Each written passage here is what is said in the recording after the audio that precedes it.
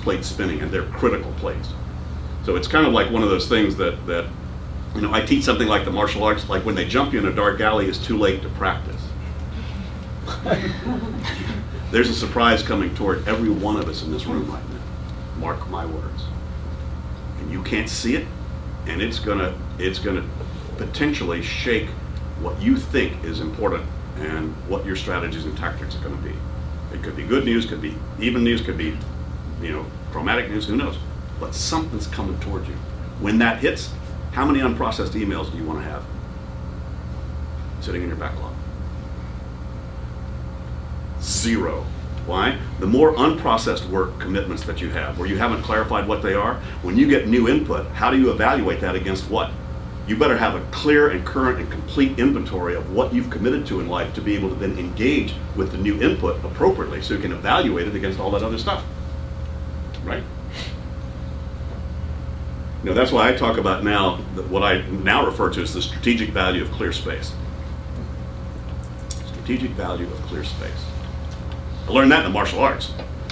You know, in the high levels of training in the martial arts, oftentimes there's a lot of contemplative or reflective or meditative kind of exercises. So there may be a spiritual component to it, but there's a very practical component. When 4 people jump you in a dark alley, you want to have nothing on your mind except being fully present. So a lot of the training is very practical training. Focus on your breathing, for instance, which brings you present, which can actually get rid of pain, or at least let you transcend pain. Pain is because of dread of the past and fear of the future. Otherwise, it's sensation. So they're very practical stuff in the martial arts about how do you get clear? How do you get to clear space? And I just discovered there's a lot of ways that you can talk about clear space in a lot of ways, but I guarantee you most of the executives that I sit down and work with now, we close the door, they give a significant body part just to have 2 hours in a week to be able to think clearly about the strategies, the creativity, the innovation that they're being challenged, that their board or whatever is expecting them to be doing. Again, room. I need room. And so that's why when I'm not doing anything else, I'm cleaning up my backlog to 0 because there's a surprise coming toward me I can't see. And frankly, 90% of my use of what I teach is simply to be able to ensure that I have a very clean safety net so that when that surprise shows up, have the freedom to very quickly go, that, and follow my spontaneous intuitive hunches. I have the freedom to do that because I know what I just left, and that's okay. So you can only feel good about what you're not doing when you know what you're not doing. So if you don't have available to you in terms of your consciousness an inventory of every single thing you will not be doing when that surprise shows up and decide to follow that rabbit, then you will not be fully following that rabbit. Some part of you will be trailing behind, some detritus inside your psyche. Does that make sense? So it's really, it's kind of, you know, we had sort of jokingly, we thought we might have one of the titles we thought of for getting things done was Zen and the Art of In-Basket Maintenance. We thought that was a little hokey for, you know, for what it was. But there really is. There's much more profundity to this than you may realize. So anyway, so let me just fast forward here, and then I'll open it up and we can chat. I'd love to just, you know, come on, let's bounce some of this back and forth. So we've also, the folks who built the Franklin Covey Global Network are now building ours. So David Covey and Stephen Mardik's partners, they built a kind of an IP franchise company. So that's bigger gun than I knew how to chew to get, because probably 30–40% of the world, the GTD movement is spreading around the world. I mean, we get emails every day from all over the planet. The people that read the book in their languages, in 28 languages now. And that are starting to pick up on this. There are 300 million people in China and 300 million people in India, all of whom clamoring for a competitive edge to get into the middle class. And they are hungry for this stuff. So I was delighted to find sort of the best of the best who knew how to build that network out there with a kind of a distributable training company. So I spent the last 2 years trying to design our basic training down into an exportable format so that we could trust, we have a model so we could certify trainers who can certify trainers, you know, in Polish and all that. So that's a big project on my radar right now in terms of what I'm doing.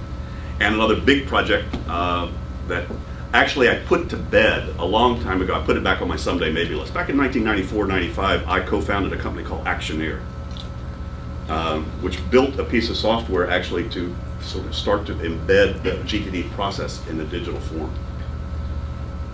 We actually created one where you could just hit a key and a post-it pop up on your screen and you just type call Fred and it would instantly go on your calls list for the phone. So Actioneer was great. It was just way ahead of its time. Underfunded. Technology wasn't good enough then to, it just took huge, programming hours just to be able to say, I want to do that by Tuesday and have the calendar recognize what that was. Now the world's very different. Anyway, so I kind of gave it up in terms of software and GTD. And man, I can't tell you, I've got, you should see it, at least once a week for the last 5 years, new companies that have shown up. David, you come see what we've done. We built the GTD app. Here it is. It's so way cool. Over 400 at last count, by the way. And I said, sorry. What GTD is so much bigger than just list managers. And nothing against that. That's great. It's just what GTD did was it gave the tech people the opportunity to not have to have a highly structured thing, that then you could do a lot of really cool stuff around list management. And but I said, so sorry, can't, well, it'd be nice too. And then one day I got a call from Eric Anderson, who's a big champion of my stuff. He's chairman of Space Adventures. And they said, he's the guy you can pay $50 million to put you on the space station. And Eric's a big champion of my stuff. He sort of saved his life, as he would say. And he called me and said, by the way, David, I've taken on a new job. I'm also CEO now of a company that I think we've got a solution of something, and we're looking for something like GTD because we've got a, he didn't quite say it this way, but he said it's kind of like they have a solution for which they were looking for the right problem, though they're already utilizing this. So it turns out he's, he's CEO of Intentional Software. Charles Simoni is the founder. So I just had dinner with Charles last night. So and Magnus Wary was head of marketing for Intentional Software. So I partnered with these guys because they came to me, and they were the only guys who came tabula rasa and said, David, we haven't built it yet. Let's work together. So it's really a long-term collaborative research project, right? We're all old enough to not make any promises relative to software. So some of you probably have been around that block as well. But that's exciting, and we still don't know what to do. But the opportunity to actually build a digital environment that when you open your computer, it integrates your thinking, facilitates creativity, as opposed to gives you 6 billion rabbit holes and more every day that you will run down and don't tie together. But apparently that takes a whole lot more technology power and a deeper bench of stuff that I could even imagine. But these guys tend to have it. So Magnus is around. Well, how'd I do, Magnus? Is that? What's up? Okay, thanks. So they've already got it, and what we were not going to keep this. We were going to keep this under wraps because of Charles's name and so forth. But they wanted to tap the whole GTD community out there for both crowdsourced intelligence as well as talent.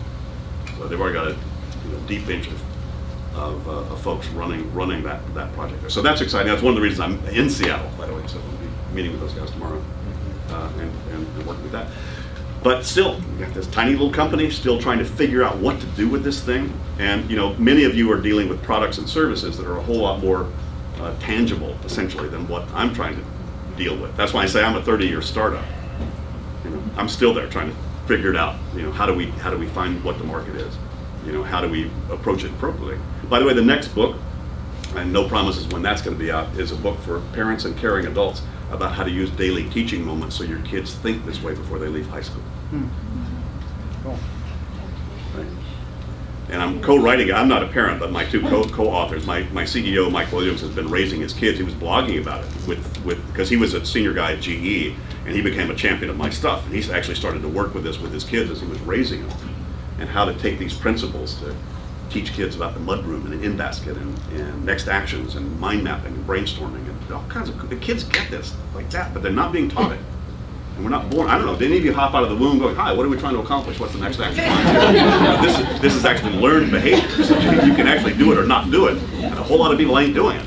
But you can be trained to do this, so that becomes just the way you think. And we've now got kids that have been raised from 1, 2, 3 years old that are now late teens that are just smoking the game out there. Execution is they know exactly.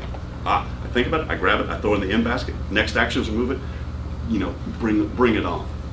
And that actually can be trained. That's exciting to me. That's one of the cool things to think about. How do we get that into the school system? How do we get it into the education system? Wouldn't that be cool? I just don't know how to build a business model on that one yet. So maybe we'll get a partner to show up in that.